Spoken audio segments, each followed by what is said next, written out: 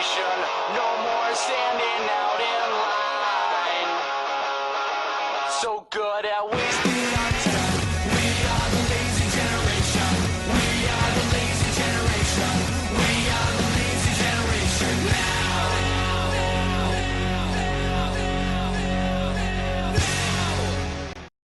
Hello and welcome to the Belgian Grand Prix. Here it's Spa from Rashad, and we got some news. So BMW retains their lineup for the next season, which are George Rowe and Jay McKenzie. So McLaren retains Joseph Willows for the next season as well. And second, McLaren's seat are unconfirmed yet. So Kuba? BMW have had a very good season so far, more consistent for sure. McKenzie stepping up his game, proving that he can be a danger for the title, but however he's had some inconsistent results. The inconsistency is still there, but at least he managed to finish races. Rogue has been underperformed for a while, but he's got his mojo back. And going on to McLaren, no surprise that Joseph Wells was going to stay. And yeah, Felix Sonta could say his way out of McLaren, but he could go to Lotus. But yeah, let's just wait and see. So the second news is, third news I should say, Renault seem to have found drivers for 2009 and are ready to confirm them in Italy. Pole position is Joseph Willows, who has out-qualified Wais Kuba. Impressive qualifying by him on his home race. 3/4 of a second proves why Joseph Willows could win his second world title in dominance. Then we have Winner in third, his teammate Bruno Giacomo in fourth. This Ferrari's on the second row. What can they do to stop these two? Then we have Felix Sonntag in fifth place, who we might not rule out of contention. Then we have George Roque in sixth place. So that's my top six I'm going to predict that could fight for the win. Then we have Miklos Gau, who has qualified in the career best seventh place. Good qualifying from him as well. James Willis in eighth, Sam Thompson in ninth place, the other Red Bull. Jay McKenzie in 10th place, disappointing from him. Roland Martian qualifying in 11th. Volker again out qualified by Miklos Gau in 12th. Then we have the Toyotas behind. Byrne managed to out-qualify in Page Night. Then we have Jack Boehm in 15th. Sir Alex Southgate has managed to out-qualify Dominic DeLazio. Between them is Finley Strachan. Then we have Force India and Super Guris at the back. As usual, and Surkov managed to out-qualify Wolf as well. So there will be no rain for the race, unfortunately. And yeah, it will be a dry race, and the sun will shine. So yeah, what can this race offer us? Spa has always never failed to impress, and yeah, grab your popcorn, because this could get very, very, very hot. All 22 cars here on the grid for the race. Then we have the 5-yard lights here to signal the start of the race. And it's lights on, away we go for the Belgian Grand Prix. Good start by Joseph Willows. Kuba as well has had a better start than we are on board with Sam Thompson, who has had a good start. Miklos Gau having a terrible start. I think he's already lost 2 places, and we have contact behind between Page Knight, who has been involved in it as well. Alex Southgate, I think he has been involved in it. And Kuba, I think Kuba is leading the race. Meanwhile, we're going to go on to the start. Viggo Holst on board with him now, and yeah, he just didn't realize that the cars were going very, very, very slowly. I didn't realize that, and I think Jack Boyne has lost his front wing as well. So a lot of carnage at the start, and yeah, bit crazy out there at the moment. And meanwhile, we have Winner, who's on the back of Joseph Wills, and looking at the 3 abreast at the Camel Straight now. Who is going to lead? As we break down to Les Camps, and in the inside goes Winner, contact between Winner and Kuba. Kuba's gone off the track, dropped down the third. Oh my goodness, side by side between the Willows and Neda, but Neda leads the Belgian Grand Prix now. And we're going to go on board with him. So Will Neller had twice a slipstream from 2 cars, meaning he can go faster, but let's see what happened in the instant. Kuba kind of shut the door on him, and Will Neller had to go wide. Joseph Willows wanted to take the opportunity, but nope, he couldn't.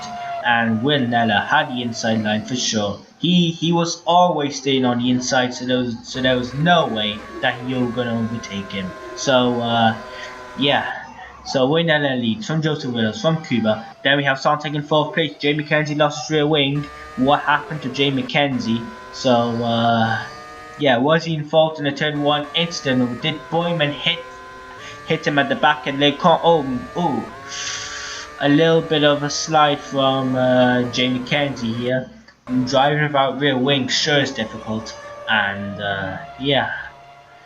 Poor Jay McKenzie, he has to fight from the back again, and it's not this is the first lap collision he's been involved in. Meanwhile, we have Jucanero at the back of Kuba now. Kuba's starting to lose places, and Kuba, we might need to eliminate him. We might need to eliminate him from victory. So yeah, we're now kind of open the gap to Joseph Willis now. So yeah. And meanwhile, you got Bruno Giucanero on the slipstream with Kuba, but Kuba shuts the door when he has the approach Blanchimont. And yeah, now Bruno Giucanero is gonna have the slipstream as he breaks down to the bus stop chicane, but he's a little bit too far back. And Bruno Giucanero will need to stay behind Kuba for a while. But yeah, Kuba is not a nice guy when it comes to defending. So as we go on to lap 2 now.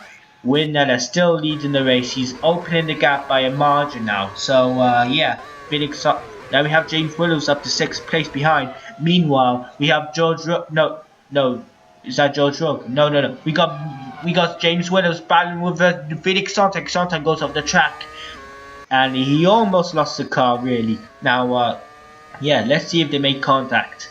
And down at Pouin, yeah, they did make a little bit of contact. And Felix Sontag, my goodness, great save. And yeah, James Willis kind of pushed him off, but yeah, Felix Sontag, kudos to him for keeping it together. I mean, we have George Rook. George Rook has spun. George Rook has spun. What happened here? And it's with Thompson. Same incident as Sontag had earlier on with James Willows, and unfortunately for Roke, he couldn't do the same thing as Sontag. He was already on the curb. It sent him airborne on the rear, and yeah, that was it really. And meanwhile, we got contact between Surkov. No, it was Adam Wolf. Yeah, it was Surkov with Strachan. So yeah, Safri has gained 2 places in it. So yeah, Surkov and Strachan need to go back to the pits as he replaced the rings. And yeah, now these two will have a tough day as well. So yeah, meanwhile I have Safri who's gonna try to get past Miklos Gal, who went a little bit slow. He actually went off the track. Yeah, he did go off the track. Did he make contact with Alex Southgate? That's a high speed spin. But yeah, luckily he didn't hit the bump where Sontag and Joseph Willis made contact there last year.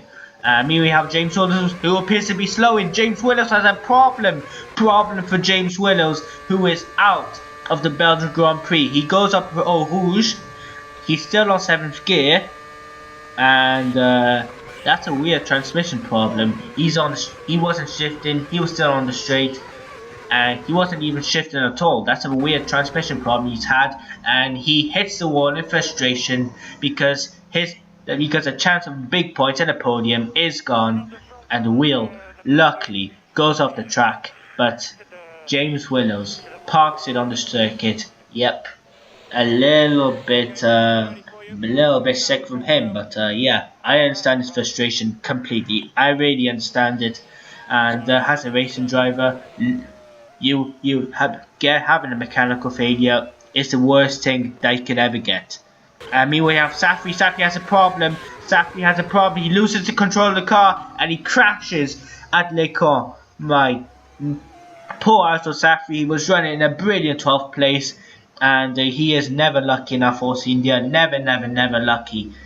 And yeah, It looks like he had a puncture at the right rear, which caused him to crash. And he just realised it now. The tyre was losing pressure before before he got through the corner. But yeah, unfortunately for Safri, that he is out for another race. I don't know how many times he retired. I believe that's his sixth retirement. Meanwhile, Winella, race leader, comes into the pits. And quite of an early pit stop. He's the first one to make a pit stop, and yeah, I think he's gonna go on a long second stint. So yeah, and where is Winner gonna come out? The Ferrari pit board, the pit crew of Ferrari aren't that strong, but Winner wanted to take it a very aggressive strategy. Meanwhile, we have Martian, who's going to attack Felix Sontag for sixth place, I believe, and they make Sontag's gone wide. Sontag's gone wide at the bus stop, and Martian has managed to gain a place in that. Now let's see what happens. On board with Martian, and it looked like they did make contact. It was a little touch from Martian, but it was just enough to push Sontag off the track. So yeah, meanwhile for Ronnie Volker to the pits from sixth place, and Ronnie Volker, who's climbed up the grid kind of well. He's gained a lot of positions, and after a disappointing German Grand Prix, but he was fast, and he's still fast today. So what can Ronnie Volker offer in that Toro Rosso? So you have Miklos Gal, his teammate, going backwards, but Volker is going forwards. So what can he do? Meanwhile, Boyman in the pits, and Jack Boyman is having a tough race this afternoon. He's gonna have to call it a day, but meanwhile he's still driving. He's gonna use as a test session, and yeah, bit of an unfortunate first lap collision really he's been involved in. So yeah. Meanwhile, we have Kuba, who is gonna enter the pits. No, he didn't have a problem, thank God for that, because I know that Renault is crap. Yes, it is crap. But yeah, he's in the pits now. And on lap 14, meanwhile, Joseph Wills in the pits as well. So McLaren versus Renault in the pits. The McLaren aren't that strong in the pits, so I think that Renault could win, despite being a midfield team. And let's see the times now. Sam Thompson into the pits as well. Thank you for that. And Joseph Willis does a 12.3 pit stop. Kuba's pit stop was kind of faster. Just about a second faster. Joseph Willis will come out in third place. And where will Kuba come out? He'll come out just in front of his teammate. I mean behind his teammate. No, actually behind Sontag. So yeah, Williams has dropped down to third place now. So yeah, meanwhile Kuba's dropped down to sixth.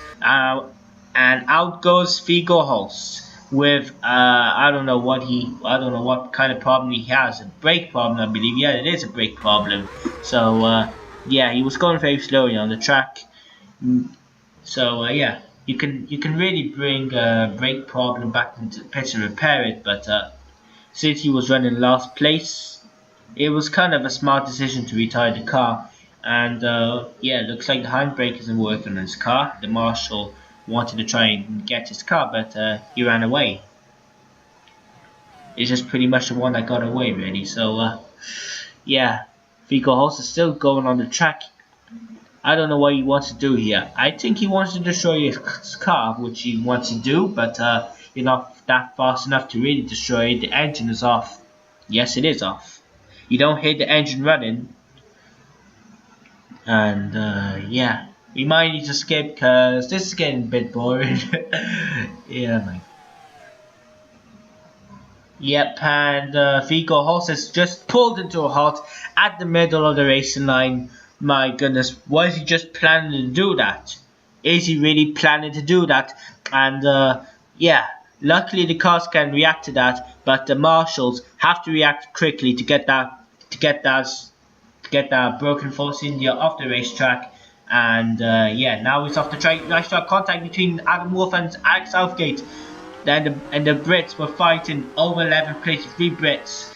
Now Adam Wolf was leading the pack. There we have George Russell pulls to the outside, he defends. Then Southgate came from nowhere, and Adam Wolf turns into the racing line. Adam Wolf goes sideways a little bit, but he no damage done.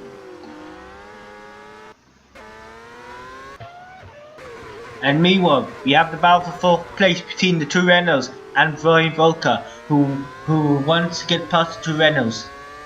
And has he approached the Camel Straight? No. Before Rouge, they are kind of far away, but Florian Volker has a brilliant run up for Rouge now, and he has this slipstream down at the Camel Straight, and he switches to the outside. Can Florian Volker get past Wais Kuba for 5th place? And no, he can't. Kuba had the inside line, and yeah.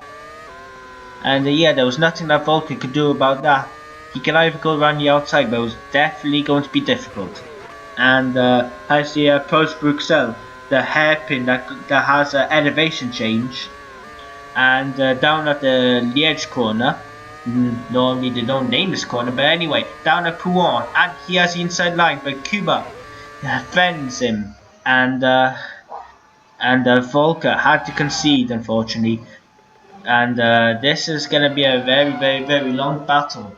Now the next thing that he can do is get past down at Blanchimont, but yeah, like I said, Kuba is the pretty much the hardest guy when it comes to defending. And down onto lap 22, and Volker is still stuck behind Kuba, and Kuba had a little bit of a poor run at the Liège. Now Florian Volker has his chance. He dives on the inside, and up to 5th place goes Florian Volker.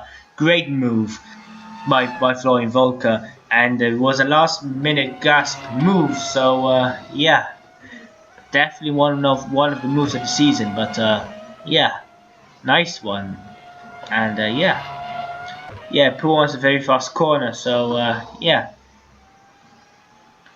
Anyways, meanwhile, I think we have Bruno Jucnera into the pits now, and that's gonna be his first pit stop of the day, and he puts on a lot of fuel, so I believe that he's gonna try do one-stop strategy here. So possibly he could outrace Winella. So yeah, and a 14.4 pit stop for Bruno Jucnera, and yeah, I knew he wanted to put a lot of fuel in that car. So yeah, now Florian Volker is into the pits, and yeah, it was just minutes after getting past Kuba. So I think Florian Volker is gonna go on an aggressive strategy, per not putting like less fuel into the car. He wants to have less fuel than the others, and he wants to run on fresher tires. So if you run on less fuel and fresher tires, it can make you very fast on track. So yeah, I think Volker has pretty much have a good strategy in his mind. So yeah, 9.9 pit stop,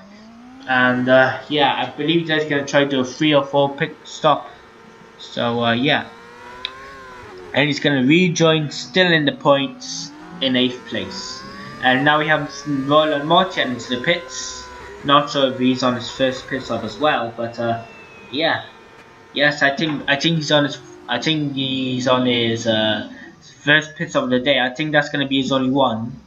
And Roland Martian, really unlucky this year, and he could actually score his first points this year. Meanwhile, Felix Sontag, who looks like to have a problem, an electrical problem for Felix Sontag, and Felix Sontag wanted to stay out for so long, but unfortunately he has to come in right now to fix that problem.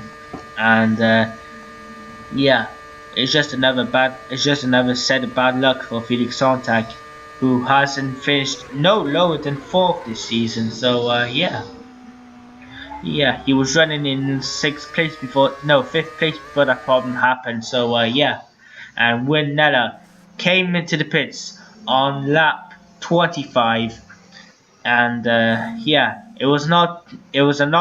that second set was not really long though. So yeah. Yeah, I think he's gonna go on a short third stint here. So yeah, really much Nella really has the worst strategies, and this is not how you're supposed to fight Joseph Wales for the championship. Because right now it looks like Joseph Wales is running away with it. And yeah, now Felix Sonntag is coming into the pits to fix the problem, and I think that's going to be his only pit stop of the day. So yeah, I don't think Sonntag has had a good strategy on board. So yeah, and the McLaren crew get that fixed, and it'll be one of the slowest pit stops. What can the McLaren crew do? A 12.1 pit stop, surely faster than Joseph Wales' first one, just by 2/10. And now, meanwhile, Joseph Wales going to try lap Felix Strachan contact at Eau Rouge, and Strachan and Joseph Willis have made contact, and Joseph Willis' victory has slipped away at Spa-Francorchamps. Not again for Joseph Willis, second year running, and it was pretty much of a hard impact. So as you go up to Eau Rouge, Felix Strachan just came back on the racing line. And Strachan, really stupid from him. My goodness, the Scotsman surely didn't use his brain up here. It's one of the fastest corners, one of the beautiful corners, and yeah, you just tarnish it by contact. Luckily, they are still both running, but they need to come back to the pits for repairs, and that is going to cost Joseph Willows dearly in the championship now, because Winella can have his chance to close on him now, and Bruno Giacanera could take second place here. So Winella onto the back of Joseph Willows, who needs to limp back to the pitch to get repairs, and down at Bruxelles, just Winella all over his gearbox. He's gonna go around the outside of Liège. So is Bruno Giacanera. No, he can't, but he's gonna go on the straight just before Pouon, and yes, he has got second place. Joseph Willows has lost 2 places in one corner and a half, really, to be honest, but literally. Now Wais Kuba is closing on Joseph Willows, and he can take the podium off him. Oh no. This is good news for the championship now, because but bad news for him, unfortunately. But yeah, unfortunately, getting past back markers is not the easiest thing here. So yeah, now Joseph Williams dropped out to 4th place, and yeah, now Sam Thompson is closing on him now. So yeah, he's not that far behind. Yes, Sam Thompson's on the back of him now, and yes, Sam Thompson following him as well. I think Sam Thompson's coming into the pits. Oh, Kuba coming into the pits as well. So Joseph Willows might not be alone here for the podium, and he has to get past Strachan, who's going very slowly in the pits. So Strachan is not very nice to front runners. That you can admit. And Boyman's already in the pits, so Strachan is going to have another bad day. So that's going to put a smile on Joseph Williams' face, because literally, I'll say that's karma for that. I'll be honest, that was karma. And yeah, Joseph Williams gets his nose cone replaced. Sam Thompson, a 6-second pit stop for Joseph Willows, and he's managed to jump both Thompson and Kuba. So Willows can still fight for the podium. Now Strachan is getting his pit stop done, and Strachan is gonna have another tough day, unfortunately. So yeah, what Strachan did wasn't good, but he got what he deserved anyway. Now we have a battle between Evan Byrne and Jack Boyman. No, Evan Byrne got off the track. It was with Miklos Gunn, unfortunately, and Byrne just spun when he went at the exit of the chicane. So yeah, what happened here? And Strachan again has made contact with somebody. Oh, luckily he didn't have to pit for repairs, but Strachan, what is he doing? again, and Byrne just spun in front of Gal. Luckily, they prevented from doing something worse. So yeah, good reactions by Gal. Now Felix Sontag is closed in on him now, and as he approached the bus stop chicane, Sontag is gonna try go. He's gonna try go on the outside. He's gonna dive down the inside now, and they make contact. Contact between Miklos Gal and Felix Sontag, pretty much of a big one, and oh my goodness, Miklos Gal is gonna come out worse from that. He's already lost a wheel, and my goodness, Sontag was diving down the inside. Miklos Gal turned onto him He turned onto him a little bit, and Gal lost control of the car, having a big hit. Oh my goodness, horrible accident for Miklos Gal, whose car is completely destroyed. My goodness. And Gal, I think he wanted to come into the pits. That was why he wanted to go onto the pit entry line. There was no one, but he wanted to take his pit entry line. That's why he made contact with Felix Sontag. He didn't realize he was there, but yeah, big accident for Miklos Gal. Luckily, I can say that he's okay. He's out of the car. Good. Now Sontag, unfortunately, he's also come out worse from that. He needs to make another pit stop. So unfortunately, Felix Sontag could finish outside the points here. So yeah, tough day for Felix Sontag. And oh yeah, oh no, I didn't realize the pit stop was that far. So yeah, yeah. Anyway, Miklos Gal gonna have his nose cone replaced now, and that's the second McLaren nose cone that has been replaced. A 4.4 pit stop, quick stop from the McLaren crew, something that you rarely see these days. These days you don't see them, and he comes out in 9th place, just in front of Alex Southgate. Winella is, I think he's gonna come into the no. What is going on a little bit? So we're gonna have another replay on Gal's view of the accident, and the right rear wheel was already off the car. He was losing control already. He hit the side wall kind of hard, and he has a huge impact head on. Yep, hard accident for Miklos Gal. Now Winella, like I said, he's coming into the pits now, lap 31 of this race. And yeah. So Bruno Giacomo will lead the race now. And I think Florian Volker could go up to 2nd place now. So Florian Volker could score his first podium of the series. His first podium of the career. My goodness. It couldn't have happened at the Nürburgring, but it can happen at Spa. Anything can happen at Spa for sure. I know this track, I've been there. So yeah.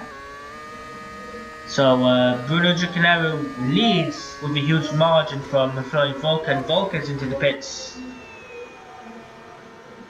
So Volker having a very, very, very good race, and he's into the pits with 10 laps to go. Another set of fresh tyres and light fuel into the car, and off he goes with a 9-second pit stop for Florian Volker, and he will come out in 4th place. So I think he could score some huge points for Toro Rosso here, and yeah, no, he comes out in 5th place.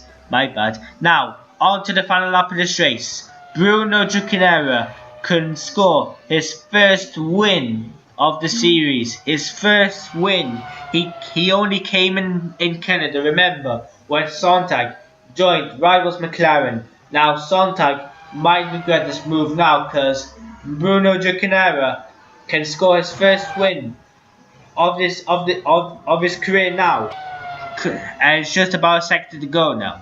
Coming through France. Now he's gonna go down to the Courbe Paul Frère, which is a very long one. Yeah, it's a very long hairpin anyway, but yeah, it's dedicated to Paul Frère, who I think he was a racing driver himself. But yeah, anyways, down to Blanchimont.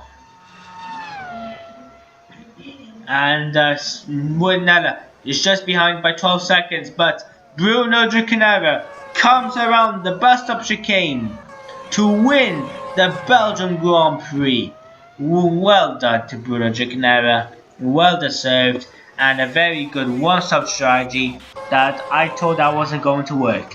Dmitry Surkov will finish in 13th place, a good recovery from Dmitry Surkov, not to mention that he's made contact with Strachan at the beginning, and he's managed to outrace Wolf as well, who comes in 14th place. Joseph Willows, damage limitation, will only come home in 3rd place, managing to hold off a very quick flying Volker, who will not score his first podium, but he will take his best result of his career. Wais Kuba comes home in 5th place. Well, he was there in the beginning, but he wasn't there after. But 5th place is pretty much decent for him. Sam Thompson comes home in 6th place. Meanwhile, Roland Martian is going to score his first points of the season. Well done to Roland Martian. Well deserved. After all the bad luck he did not deserve.